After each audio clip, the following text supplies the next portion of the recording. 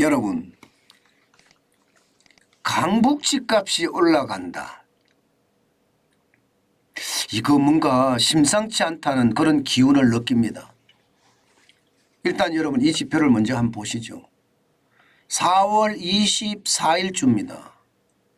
노원구, 노도강이라고 하는 노원구 말입니다. 강북의 노도강이라고 하면 이게 집이 좀 싼 집들이 몰려 있는 곳 이렇게 이야기하는 곳이거든요. 평수도 작고. 그러니까 노원구, 도봉구, 강북구 이렇게 이야기합니다. 그런데 여기 노원구가 집값이 올랐습니다. 지난주에 0.04%가 올랐습니다. 0.04%가 올랐다는 수치는 말입니다. 2022년이에요. 작년 5월 2일 이후로 51주 만에 오른 거예요. 51주 만에. 떨어지다가 결국 51주 만에 0.04%가 올랐다는 이야기입니다. 지금 강북구 지역에서요. 이렇게 플러스로 돌아선 곳은 노원구가 처음입니다. 노원구가 처음이에요. 그런데 문제는 이 강남 3구라고 이야기하는 서초, 강남, 송파구도 올랐잖아요. 그죠? 그렇게 되면 여러분 본격적으로 집값이 올라가는 것 아닌가 이런 이야기가 당연히 나올 수밖에 없습니다. 당연히 나올 수밖에 없어요. 실질적으로 말입니다. 집값이 올라간 거 한번 보실래요? 노원구 집값이 말입니다. 여러분 보세요. 똑같은 3층의 기준입니다. 상계 주공 9단지입니다. 49.94제곱미터. 2022년 3월 4일까지만 하더라도 6억 7,500까지 올라갔습니다. 그러던 것이 말입니다. 작년 10월 18일에 똑같은 3층입니다. 5억까지 떨어졌습니다. 1억 7,500만 원이 떨어졌는데 최근에 4월 18일 거래가 됐는데 5억 1,500만 원입니다. 그러니까 결국은 1,500만 원이 올랐다는 이야기죠. 오르기 시작했다. 여기도 오르기 시작했다. 이것만 그런 게 아닙니다. 보시는 것처럼 중계동 청구 3차 아파트도 마찬가지입니다. 지금 2022년 1월 12일에 7층이 13억 7천까지 올라갔었거든요. 그러던 것이 작년 10월 15일에 7층이 10억까지 떨어졌습니다. 3억 7천만 원이 떨어졌었고요. 그러다가 최근에 4월 5일 날 14층이 거래가 됐는데 10억 3천입니다. 3천만 원이 올랐습니다. 뭔가 거래가 지금 상승하는 그런 기운을 가지고 있죠. 이거 괜찮을까 이런 생각을 하는 거죠. 이거 괜찮을까. 지금 대출금리가 낮아지니까 너도 나도 대출하겠다 이런 사람들이 지금 생기기 시작을 했고요. 그러니까 가계대출도 다시 늘어날 조짐을 많이 보이고 있거든요. 그런 상황에서 강남 3구가 오른 데다가 지금 강북에 노원구까지 올라간다는 것은 여러분 이게 또 집값이 불안하다 이런 생각을 할 수밖에 없습니다. 게다가 말입니다. 강북 지역의 아파트 매매 수급 지수도 4월 17일에 75.2였습니다. 그러던 그 4월 24일에는 77.3까지 올라갔어요. 물론 기준수는 100입니다. 100에 비하면 아주 턱없이 낮긴 하지만 뭐 기본적으로 올라가는 모양새를 보이고 있다는 것이 이게 시장의 분위기가 아닐까 이렇게 이야기를 하거든요. 여러분 지금 시장은 그런 생각은 저는 들어요.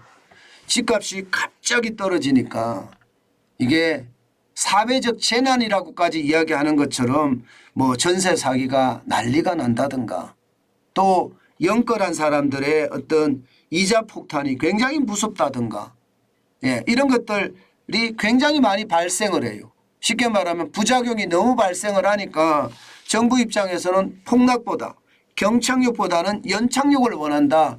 뭐 이런 분위기가 여기에 편성된 것은 아닌가. 저는 그런 생각도 많이 해봅니다. 그만큼 말입니다. 연끌에서 집사람 분위기가 만들어지고 있다는 이야기입니다. 대출금리 많이 낮춰줬다고 이야기하니까 또 결국은 금리가 떨어질 거라는 그런 예측까지 사람들이 다 하고 있으니까 지금이 집을 사는 시기다. 이렇게 이야기하면서 집을 사는 것은 아닐까 이렇게 저는 분석을 해봅니다. 실제 서울 집값 전체적으로도 보면 말입니다. 낙폭을 굉장히 줄여가고 있죠. 지난 12월 26일에 마이너스 0.74%까지 떨어지던 집값이 4월 24일 기준으로 마이너스 0.07까지 떨어졌으니까 이게 약보합입니다. 약보합. 이제 뭐 강남 상구를 위시해서 노원구가 올라갔으니까 도봉구도 강북구도 뭐 올라갈 일이 뭐 그렇게 오래 걸리지는 않겠다 이런 생각이 듭니다. 물론 경기 침체의 어떤 파고라든가 부채의 어떤 폭발에 대한 위험성이라든가 이런 것들이 다 작동이 되겠죠. 그러나 지금 현재로 보면요. 집값은 상승 기운에 있는 것은 사실입니다. 예, 대출에 대한 문제도 뭐 쉬워지고요. 여기에다가 금리에 대한 인하도 결국은 오게 될 거라는 거고요. 여기에 사람들의 심리조차도 집을 사야 되겠다 하는 심리로 발전돼 있으니까 이게 집값이 올라가는 것 당연하게 보입니다. 그렇지만 여러분 저는요 반드시 봐야 될 것이 있다고 생각을 합니다. 이게 집값이 또 폭등한다 이렇게까지 제가 제목을 썼지만 제가 굉장히 중요시 여기는 것은 경기 침체에 대한 모양새입니다. 제가 L자형이라고 계속 말씀을 드렸습니다. 이 침체가 깊이가 어떻게 될지 아직 확실하게 정해져 있지는 않지만 분명한 침체의 깊이가 깊어져 가면서 결국은 길게 간다. 여러분 경기 침체는 침체의 깊이가 깊더라도 짧게 가는 게 좋습니다. 그래서 V자 반등이 굉장히 좋다고 해요. 그래야지 경기가 확 살아나는 느낌도 있고 으쌰으쌰 하는 분위기도 만들어낼 수 있으니까요. 그런데 이게 V자 반등이 아니라 지지부진한 L자가 오면 고통의 깊이는 굉장히 커집니다. 과연 이렇게 됐을 때 집값이 계속 올라갈까요? 한번 생각해 볼 일입니다. 저는 아직까지 집값이 올라간다는 지표들은 굉장히 많습니다. 그리고 작년 제가 10월 11월 때 집을 사는 게 맞지 않느냐 무주택자는 그런 말씀을 제가 많이 드렸는데요.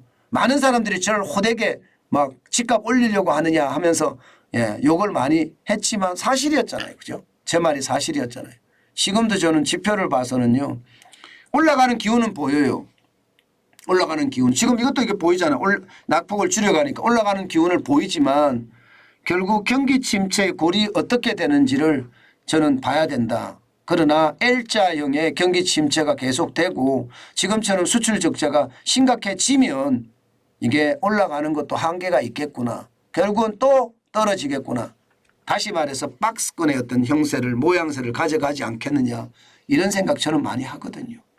때문에 여러분 집은 여러분들이 지독하게 쳐다봐야 됩니다. 이게 반드시 말입니다. 반드시 지금 좋아진다 이런 생각보다는요. 지금 앞으로 어떻게 될 것인가 예측해 가면서 시장을 따라가는 것도 굉장히 중요한 항목이다. 그 말씀 다시 한번